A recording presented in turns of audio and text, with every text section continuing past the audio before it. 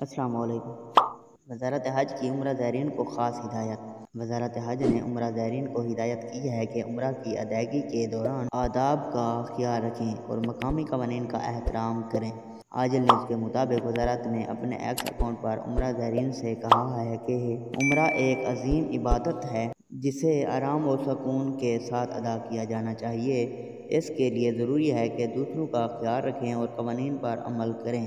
وزارت کا مزید کہنا تھا کہ زائرین اپنے عمرہ سفر کو آسان بنانے کے لیے ازدحام والے مقامات پر تحمل کا مظاہرہ کریں اور دوسروں کو دھکے دینے سے گریز کریں۔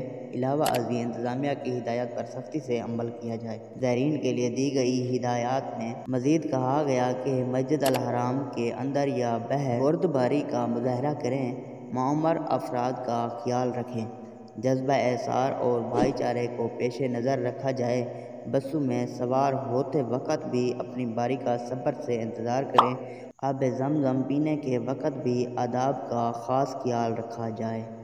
اگر آج کی ویڈیو اچھی لگی ہو تو میرے ویڈیو کو لائک کر دیں اور ایسی مزید خبریں سننے کے لیے میرے چینل کو سبسکرائب کر دیں اور بیل آئیکن کو پریس کر کے آل نوٹیفیکیشن پر سلیکٹ کر دیں۔ Thanks for watching.